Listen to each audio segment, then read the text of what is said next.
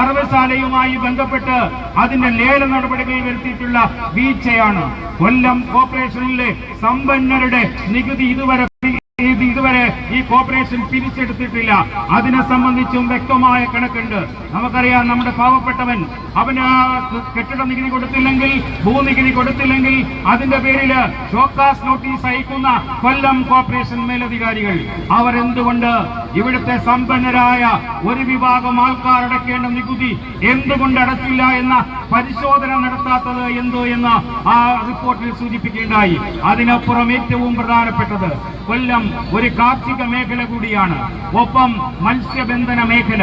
ഈ കാർഷിക മേഖലയ്ക്കും മത്സ്യബന്ധന മേഖലയ്ക്കും നിങ്ങൾ എന്ത് പദ്ധതിയാണ് ആവിഷ്കരിച്ചിട്ടുള്ളത്? തീരദേശം ഏറെ നമുക്ക് സമ്പന്നമായ തീരദേശമുള്ള കൊല്ലം കോർപ്പറേഷൻ, ആ തീരദേശത്തിന്റെ ഇപ്പോഴത്തെ അവസ്ഥയെന്ത്? ആ അവസ്ഥയ്ക്ക് പരിഹാരം കണ്ടെത്തുവാൻ കഴിഞ്ഞ 1/4 നൂറ്റാണ്ട് കൊല്ലം കോർപ്പറേഷന്റെ ഭരണാധികാരികൾ എടുത്ത നിലപാടുകളെന്ത്, പദ്ധതികളുണ്ട്? ആ പദ്ധതിയെ സംബന്ധിച്ച് നിങ്ങൾ വ്യക്തമാക്കേണ്ടതുണ്ട്. നമുക്കറിയാം, ഒരു കാലഘട്ടത്തില് ഒരു വാചകമുണ്ട്, ഒരു പഴഞ്ചൊല്ലുണ്ട്, കൊല്ലം കണ്ടവന് ഇല്ലം വേണ്ട എന്ന്. എന്തുകൊണ്ട് ആ പഴഞ്ചൊല്ലുണ്ടായി? നമ്മൾ ചിന്തിക്കണം. ആ പതിറ്റാണ്ടുകൾക്കപ്പുറം കൊല്ലത്തിന് വലിയ ഒരു മഹിമയുണ്ട്, വലിയൊരു പാരമ്പര്യമുണ്ട്, വലിയൊരു ചരിത്രമുണ്ട്. ആ ചരിത്രം എന്ന് പറയുന്നത് വ്യാവസായിക രംഗത്ത് അന്നത്തെ തിരുവിതാംകൂറില് 1ാം സ്ഥാനത്ത് നിന്നതാണ് കൊല്ലം എന്ന് പറയുന്നത്. 2, ഈ നാടിന്റെ, ഈ ദേശീയ നാടിന്റെ കലയുടെ, സാഹിത്യത്തിന്റെ, സംസ്കാരത്തിന്റെ ഔന്നത്യം, ആ ഔന്നത്യം കണ്ടുകൊണ്ടാണ് പറഞ്ഞത് കൊല്ലം കണ്ടവന് ഇല്ലം വേണ്ട എന്ന്. അതിനപ്പുറം ഇവിടുത്തെ തൊഴിൽ മേഖല, അത് കൈത്തറിയാവട്ടെ അല്ലെങ്കിൽ കയറാവട്ടെ, ആ തൊഴിൽ കശുവണ്ടിയാകട്ടെ, ആ കശുവണ്ടി 3 മേഖലകൾ. ഒരു കാലഘട്ടത്തില് ഏതാണ്ട് 15 വർഷത്തിനപ്പുറം 3 ലക്ഷം കശുവണ്ടി തൊഴിലാളികൾ ജോലിയെടുത്തിരുന്ന ഇവിടെ ഇന്ന് കേവലം കണക്കുകൾ അനുസരിച്ചിട്ട് 70,000 കശുവണ്ടി തൊഴിലാളികൾ മാത്രമേ ഉള്ളൂ. കൊല്ലത്തിന്റെ 3 വ്യവസായങ്ങൾ, കയർ, കശുവണ്ടി, കൈത്തറി, ഈ 3 മേഖലകളിൽ ഇന്ന് കൊല്ലത്തിന്റെ അവസ്ഥയുണ്ട്. അത് ഓരോന്നും നമ്മൾ പരിശോധിക്കേണ്ടിയിരിക്കുന്നു.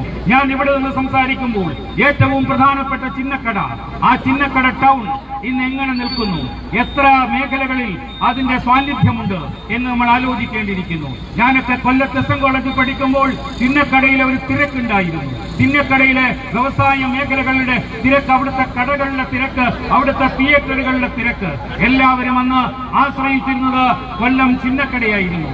ആ ചിന്നക്കടയുടെ ഇപ്പോഴത്തെ അവസ്ഥയെന്ത് നമ്മൾ ആലോചിക്കണ്ടേ? കൊല്ലം കോർപ്പറേഷന്റെ ഒരു കേന്ദ്ര ഭാഗത്തിന്റെ ഇപ്പോഴത്തെ ഏറ്റവും ശോചനീയമായ അവസ്ഥ നമ്മുടെ മുന്നിലുണ്ട്.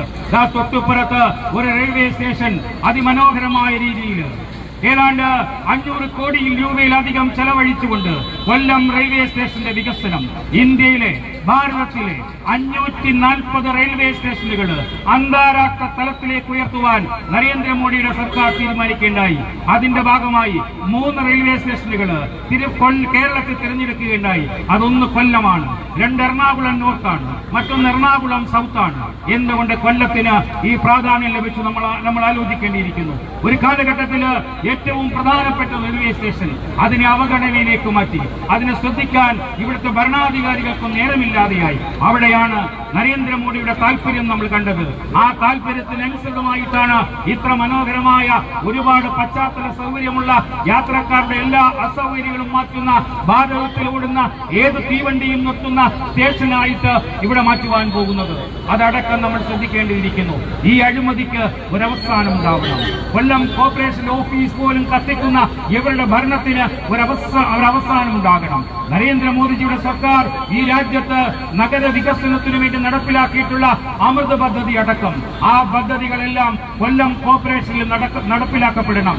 ജനക്ഷേമ പദ്ധതികളിലൂടെ കൊല്ലത്തിന്റെ പഴയ പ്രൗഢി, കൊല്ലത്തിന്റെ പഴയ ചരിത്രം വീണ്ടെടുക്കണം എന്ന് കൊല്ലം ജനത ആഗ്രഹിക്കുന്ന അവസരത്തിൽ നടക്കുന്ന ഒരു പദയാത്ര, ഒരു വികസന സന്ദേശയാത്ര.